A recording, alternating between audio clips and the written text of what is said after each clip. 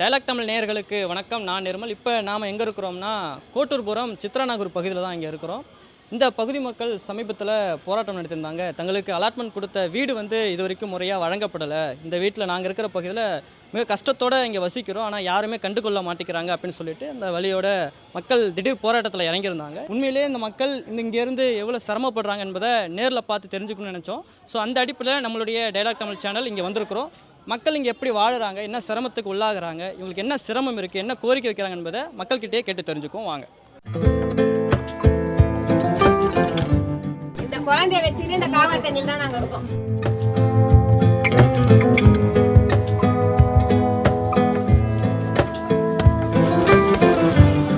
எங்க வீட்டுலாம் எல்லா வீட்லயும் பாத்ரூம் சிறுபாம்பு இல்ல பாம்பு.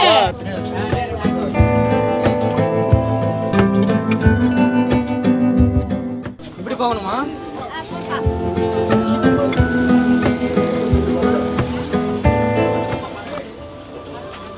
இந்த ஹவுசிங் போர்டோட சேர்ந்த வீடு தான் இந்த வீடு. 2004 கட்டி கொடுத்தாங்க. கட்டி கொடுத்து ஒரு 3 வருஷம் இது வரைக்கும் தான் இங்கே காவா தண்ணி போயிட்டு இருந்தது.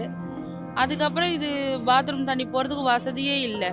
தலையில் தான் விழுந்தது, இந்த மேலே இருந்தது, தலையிலையும் முதுகுலையும் விழுந்தது எனக்கு. இதனால நான் இன்னமும் ஹாஸ்பிட்டல் கைமா தான் அலைஞ்சிட்டு இருக்கிறேன். நான் மண்டையில் இந்த பக்கமும் முதுகுலையும் விழுந்தது. இதனால ஜப்பு விலகி இருக்குன்னு சொல்லியிருக்காங்க. இந்த மாதிரி தான் எல்லாரும் வீட்லயும் விழுந்துட்டு இருக்குது. 10 நிமிஷம் லேட்டா வந்திருந்தாலும் என் பையன் தலையில விழுந்திருக்கும். வீட்டில் 2 பேர் தான் படுக்க முடியும். ஒருத்தர் அந்த சந்தில படுத்துக்கலாம், ஒருத்தர் கட்டல் மேலே படுத்துக்கலாம். 2 பேருக்கு மேலே படுத்தாலே ரொம்ப கஷ்டம். 4 பேர் படுக்கிற வீட்டிலலாம் நைட்டு தூக்க முடியாது. மொட்டை மாடியில் 2 பேர், வெளியில் 2 பேர், அந்த மாதிரி தான் படுத்துப்பாங்க. இன்னும் டேபிள் ஃபேன்லாம் இல்லைன்னா கொசுவும் கடிக்கும், சுத்தமாக முடியாது. ஏன் இது மேலே இப்படி போட்டு வச்சிருக்கீங்க? மண்ணு கொட்டி கிடக்குப்பா, மேலே சீலிங் உடஞ்சிடுச்சு. இப்போ எடுத்தோம்னா உள்ள படுக்க முடியாது. மழை தண்ணி எல்லாம் ஊற்றும், பயமாகுது எடுக்கிறதுக்கு. எங்க சமைப்பீங்க? அதோ கிச்சன். இங்க நின்று தான் சமைக்கிறீங்க நீங்க? இந்த இடம் தான்ப்பா சமையல் பண்றதுக்கு. 1.5 வருஷமா கரண்டே கிடையாது. கேட்டா கொடுக்க மாட்டேன்ட்டாங்க. இடிக்க போற விட்டு நாங்க கொடுக்க மாட்டோம் அப்படின்ட்டாங்க. எங்க வீட்டுல ஃபுல்லா காவா தண்ணி நிக்குது. இப்பயும் காவா தண்ணி நிக்குதா? ஃபுல்லா நிக்குது. நாங்க மூடி வச்சுட்டு கரை மேல போயின்னு இருக்கிறோம். மழை காலத்துல தான் சிரமம் இருக்குன்னு சொன்னாங்க. இப்பயும் தண்ணி நிக்குது. பார்க்கலாமா? பாத்ரூமே யூஸ் பண்றதே விட்டுட்டோம். இதுல தான் இருக்கும். குழந்தையில நான் 7 மாசம் குழந்தை வர கையில வச்சுருக்கேன். இப்போ எப்படி ரெஸ்ட் ரூம் போகிறதா இருந்தாலும் நாங்க யூஸ் பண்ணல, எல்லாம் கரை மேல தான் போறோம். எவ்வளவு தூரம் போவீங்க? வெளியே தான் பின்னாடி ஆத்து வரும்.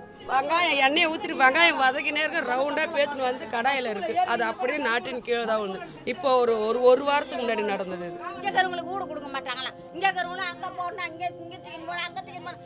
ஏன் காண்டி எடுத்துன்னு கிடக்குறானுங்க? மனுஷனா மதிக்கணும். அது எவ்வளோ அன்சைன்டிஃபிக்காக கட்டிக்கிறாங்கன்னு சொன்னால், அது பாம்பே டைப் சொல்கிறாங்க. ஏன் அதுக்கு பாம்பே டைப்னு பேர் வச்சாங்கன்னு சொன்னால், அது மல்டி ஃப்ளோர் கிடையாது. 2 மாடியோ 3 மாடியோ 6 மாடியோ 8 மாடியோ கிடையாது. வெறும் சிங்கிள் ஃப்ளோர். 4 பக்கம் சோறு வச்சு மேலே ஒரு ஸ்லாப் போட்டு மூடிக்கிறாங்க. ஏன்னு சொன்னால் சாயில் டெஸ்ட் பண்ணுறாங்க. சாயில் டெஸ்ட் பண்ணால் அது பில்டிங் கட்டுவதற்கு உகந்த இடம் கிடையாது. ஏன்னா அந்த மண் கிளே மண், ஆற்று ஓரம் இருக்கிற பகுதி. எனவே நான் சொன்ன அன்றைக்கி இருந்த அதிகாரிகள்லாம் தலையிட்டு அது கட்ட முடியாதுன்னு சொன்ன பிறகு தான் இவங்க பாம்பே மாடல்னு சொல்லி சிங்கிள் குடியிருப்புமா வெறும் பிளைனாக ஒரு ஃப்ளோர் ரூஃப் மட்டும் தான் இருக்கும். அந்த ரூஃப் யுத்தம் பல வருஷமாச்சு. நீங்கள் 2015 வெள்ளம் வரும்போது என்னன்னு சொன்னால் அந்த வீடு முழுவும் முழுகிருச்சு. வெளியிலேயே தெரியாமல் மூழ்கி அதுக்கு பின்னாடி அந்த வீடு ரொம்ப சேதாரமாயிடுச்சு. காற்றே போக முடியாத இந்த இடத்துல வாழ்கிறதே கஷ்டம். இப்படி இருக்கிற சூழலில் இங்கே இருக்கிற வீடுமே ரொம்ப மோசமாக இருக்குது. ஒரே ஒரு ரூமு, கிச்சனுக்கு ஆப்போசிட்டில் பாத்ரூமு, காவா தண்ணியெல்லாம் உள்ளே வருது. மழை பெஞ்சா இதை விட கொடூரமாக இருக்கிறத நீங்களே பார்க்கலாம். இதுதான் ரூமு, இது கிச்சனுக்கு ஆப்போசிட்டில் பாத்ரூமு, காவா தண்ணி தேங்கி நிற்கிது. இங்கே தான் இத்தனை வருஷமாக மக்கள் வாழ்ந்துக்கிட்டு இருக்கிறாங்க. யாரும் கேட்கல, உடச்சி கொடுக்கும் அப்படின்னாங்க. நம்ம எப்படி உடைக்க முடியுதோ? இந்த சின்ன குழந்தை வச்சுன்னு இப்போ திடீர்னு ஒரு கால்ரா வரும், நோய் வருமா வராதா? நோயை உண்டாகத்தி அப்போ யார்? அரசு தான். மழை காலம் வந்தால் தண்ணி அப்படியே தேங்குது. யாராலும் குளிக்க முடியாது, ரெஸ்ட் ரூம் போக முடியாது. அதனால் இங்கே ஆம்பளை பசங்க இருக்காங்க, அவங்க வேணால் எங்கே வேணால் போகலாம். ஆனால் நாங்கள் இங்கே லேடிஸ் நிறைய பேர் இருக்கோம். அதனால் எங்களால் எங்கே போக முடியும்? குளிக்க முடியாது, கால் இன்ஃபெக்ஷன் ஆகிடுது. பாத்ரூம்லாம் இல்லைன்னு சொல்கிறீங்க, எங்கே வருவீங்க? இந்த காலியாக இருக்கிற இடத்துக்கு போவோம். இந்த ஏரி ஓரத்துல தான் வருவீங்க? இந்த ஏரி ஓரத்தில் தான் உட்காரணும். அதோட இல்லைன்னா பப்ளிக் பாத்ரூம் இருக்குது, அங்கே போவோம். அதில் துட்டு கொடுத்தா தான் உள்ள தப்பான். 5 மணிக்கெல்லாம் சாப்பிட்டுருவாங்க.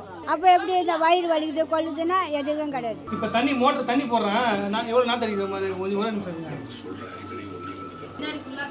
தண்ணி எப்படி நாங்கள் யூஸ் பண்ணுறது உடம்பு தான் அரிக்கும், அடிக்குது. எவ்வளோ நாட்டு வருது, எப்படி இதில் தான் குளிக்கிறீங்க? இதில் தான் குளிக்கலாம். பசங்க இன்ஃபெக்ஷன் ஆகுது. எனக்கு யூரின் இன்ஃபெக்ஷன் ஆகி நான் வந்து 2 வாரமாக ஹாஸ்பிட்டலில் அட்மிட் ஆகிருந்தேன். இதில் குழந்தை டெங்குவால் இறந்துலாம் போயிருக்கு. அதெல்லாம் இது வரைக்கும் யாரும் வெளியே கொண்டே வரல. இப்போ தான் நாங்கள் போராட்டம் பண்ணோன்னு தான் கொஞ்சம் கொஞ்சமாக வெளியே வருது. இவங்க வந்து சும்மா இதுக்கோசம் பேசுகிறாங்க, டிவி சேனல்ஸ்க்கோசம் பேசுகிறாங்கன்ற மாதிரி சொல்கிறாங்க. நாங்கள் டிவி சேனல்ஸ்க்கோசமும் பேசலை, இதுக்கோசம் எங்கள் உரிமைக்கோசம் நாங்கள் பேசுகிறோம், எங்கள் உரிமைக்கோசம் நாங்கள் போராடுறோம். அதை வந்து யாரும் புரிஞ்சிக்க மாட்டாங்க. எல்லா அரசியல்வாதிகளும் சொல்லக்கூடிய ஒரு விஷயம் என்னென்னா, அவங்க அரசாங்கம் செஞ்சது எல்லாத்தையும் ரொம்ப பெருமையாக பேசுவாங்க. ஒரே ஒரு நாள் சட்டமன்ற உறுப்பினரையோ அல்லது மாமன்ற உறுப்பினர்களையோ அல்லது இவங்க நல்லா தான் இருக்குதுன்னு சொல்கிற ஏதாவது ஒரு மக்கள் பிரதிநிதி கொண்டு வந்து ஒரே ஒரு நாள் அந்த குடும்பத்தை சொல்லுவோம். அப்புறம் எங்கள் வீடியோ கொடுக்கணும், நாங்கள் அங்கேயே இருந்தோம். தற்போது தாவேக்கா வந்து ஆட்சி அமைச்சிருக்காங்க. அவங்க வந்த பிறகுமே இங்கே இருக்கக்கூடிய அமைச்சர்களும் சரி, எம்எல்ஏக்களும் சரி, இங்கே வாழ்கிற மக்களை வந்து இது வரைக்குமே பார்க்கல. வீடு கூடிய சீக்கிரத்தில் வழங்கப்படும் சொல்லியிருக்காங்களே தவிர ஒரு முறையான பதிலுமே அவங்ககிட்ட இருந்தும் கிடைக்கல. போராடின மக்களை காவல்துறையினை வைத்து கைது செஞ்சக்கூடிய சம்பவத்தை தான் நம்ம வந்து சமீபத்தில் பார்த்துருந்தோம். அவ்வளோ கஷ்டத்துலேயும் நாங்கள் அங்கே வீடு இருக்கோம், நாங்கள் அந்த வீட்டில் இருக்கோம். அதை போய் நாங்கள் கேட்க போனால் ஹீரோயிசம் காட்டுறீங்கன்றாங்க. போலீஸ்காரங்க எட்டி உதைக்கிறாங்க, எங்களை ரொம்ப மட்டமாக பேசுகிறாங்க. எங்களை பார்த்து வீடு இல்லைன்னா உங்களால் இருக்க முடியாதா, இத்தனை நாள் அதே வீட்டில் தானே இருந்தீங்க, இருங்க அப்படின்றாங்க. போலீஸ்காரங்களும் சொன்னாங்க. நிறைய இந்த மீடியாவில் வந்து போட்டப்போ அந்த கமெண்ட்டில் ஃபுல்லாக தான் வந்தது. இப்போ எதுக்கு சீன் கிரியேட் பண்ணுறீங்க, விஜய் ஆட்சிக்கு வந்தாருன்னு பேசுகிறீங்களான்ட்டு. விஜய் ஆட்சிக்கு வந்தாருன்னா டிஎம்கே ஆட்சிக்கு வந்தானா, எங்களுக்கு எங்கள் வீடு வேணும். சுப்பிரமணிக்கு போயிட்டு எங்களுக்கு வீடு கொடுக்குறேன், சரி வாங்கோ அப்படி சொல்ல அந்த கட்சிக்காரங்க தான் வந்து எங்களை எல்லாரையும் கூட்டின்னு போனாங்க. கூட்டின்னு போய் எல்லாரும் லைனாக ஒத்து தவறாத செலவு போட்டா அவருக்கு போட்டு உங்களுக்கு சந்தோஷமா அப்படின்னா அங்கே அந்த தேதியில் கொடுத்துட்றோமா வீடு, அவங்களுக்கு கொடுத்த முடிச்சானோன்னு உங்களுக்கு கொடுத்துட்றோமா அப்படின்னு சொன்னாங்க. சரி அவங்கெல்லாம் வந்து வெளியில் இருக்கிறாங்க, சரி அவங்களுக்கு கொடுக்கட்டும், கொடுத்த பிறகு நம்மளுக்கு கொடுப்பாங்க அப்படின்னு நாங்கள் சந்தோஷமாக இருந்தோம். இப்போ எங்களுக்கு வந்து இருங்க இருங்க இருங்க இருங்க இருங்கன்னு எங்களை ஏமாற்றிட்டு ஆட்சி மாறின பிறகு கட்சி மாறி போச்சு அப்படின்னா நாங்கள் என்ன பண்ணுவோம்? நாங்கள் ஏழைங்க, படிக்க தெரியாதவங்க, கை நாட்டு அடிக்கிறவங்க, எங்களுக்கு தெரியுமா சொல்லு. புதுசாக வந்திருக்கிற தாவேக்கா எம்எல்ஏ அவங்களாம் உங்களை வந்து பார்த்தாங்க? யாரும் வந்து பார்க்கல, ஒருத்தரும் பார்க்கல. பார்க்காதனால தான் நாங்கள் ரோட்டில் போய் உக்காந்தோம். உங்களுக்காக யார் இப்போ சப்போர்ட் பண்ணிட்டு இருக்காங்க? கம்யூனிஸ்ட் கட்சி அவங்க. நாங்கள் வந்து போய் கேட்டோம், அவங்கக்கிட்ட போய் கேட்டோன்னே அவங்க என்ன சொன்னாங்க, நாங்கள் உங்களுக்கு நிற்கிறோம் எல்லா நாங்கள் வந்து போலீஸ் அடித்தாலும் நாங்கள் ஓட மாட்டோம்னு அவங்க நின்று அவங்க தான் இப்போ இந்த போராட்டத்தை நடத்தி கொடுத்துருக்காங்க.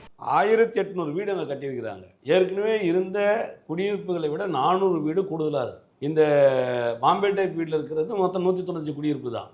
அப்போ 195 குடியிருப்பு கொடுத்ததுக்கு பின்னாடி 205 குடியிருப்பு எக்ஸஸாக இருக்குது. அந்த 205 குடியிருப்பு எக்ஸஸாக இருக்கிறதுனா பக்கத்தில் இருக்கிற சித்ரா நகரில் இருக்கிற அங்கே ஒரு 300-400 குடும்பம் இருக்குது, அதில் ஒரு பகுதியை கொடுக்கலாம். ஆனால் அரசாங்கத்துக்கு அந்த மனசு இல்லை. அரசாங்கம்னு சொன்னால் இது எல்லாத்தையும் எப்போதாவது எனக்கு வேண்டப்பட்டது உனக்கு வேண்டப்பட்டது கொடுத்துட்டாங்கன்னா காசு ஆக்கலாமல் பார்க்குறாங்களே ஒழிய, அது சாதாரண ஏழை எளிய உழைப்பாளி மக்கள் காலங்காலமாக வாழ்ந்துருக்கிற மக்கள் அவங்களுக்கு கொடுக்கணுன்ற உணர்வு இல்லாதோட விளைவுன்னு சொன்னால் இது புறக்கணிக்கப்பட்டுன்னு சொன்னால் சைதாப்பேட்டில் வெளியிலேருந்து நாங்கள் கொண்டு வந்து சேர்ப்போம்னு சொல்கிறாங்க. ஸோ அதுக்கு பின்னாடி தான் அவங்க போராட்டத்துக்கு போகிறோம். இப்போ வெயில் காலத்துலையும் இந்த வீட்டில் இருக்க முடியாது, மழை காலத்துலையும் இந்த வீட்டில் இருக்க முடியாது, பனி பெஞ்சாலும் இருக்க முடியாது, எதுக்குமே இந்த வீட்டில் இருக்கவே முடியாது. எங்கள் அண்ணா விஜய் அண்ணான்னு சொல்கிறேன், அவங்க எல்லாம் அங்கே தான் நின்றுருந்தாங்க, வேடிக்கை பார்த்தாங்க. அவங்களுக்கு நம்பர் இருக்காதா ஃபோன் பண்ணி சொல்கிறதுக்கு? அவங்களுக்குன்னு ஒரு குரூப் இருக்காது, அதில் போட்டிருக்கலாம்ல, இப்படி ஒரு நடக்குதுன்னு வீடியோ எடுத்து போட்டிருக்கலாம்ல. அப்போ அவர் எம்எல்ஏ வந்திருப்பார்ல, எம்எல்ஏ என்ன சொல்கிறாரு, நான் இவ்வளோ தூரத்துலேருந்து வரணும் அப்படின்றாரு.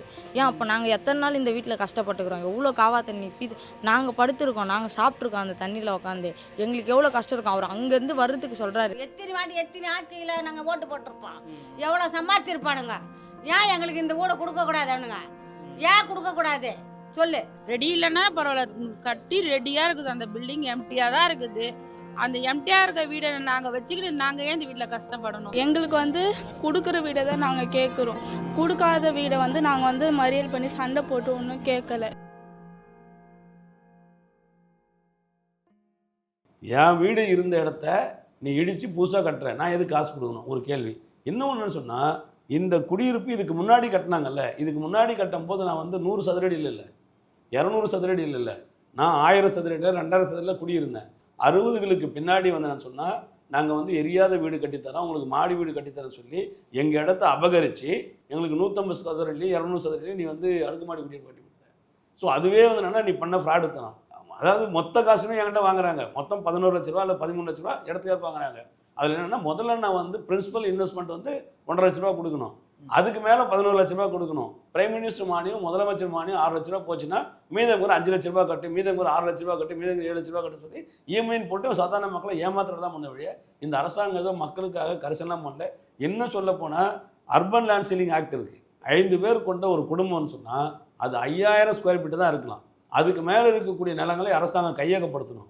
கையகப்படுத்தி சென்னை நகரத்தில் இருக்கிற சாதாரண ஏழை எளிய உழைப்பாளி மக்கள் வீடற்றவர்களுக்கு வீடு கொடுக்கணும். இந்த அர்பன் லேண்ட் சீலிங் ஆக்டில் இருக்கக்கூடிய சர்ப்ளஸ் லேண்ட் வந்து இந்த சாதாரண உழைப்பாளி மக்களுக்கு கொடுக்க வேண்டியது. ஆனால் அது எதுவுமே இந்த அரசாங்கம் செய்யலை.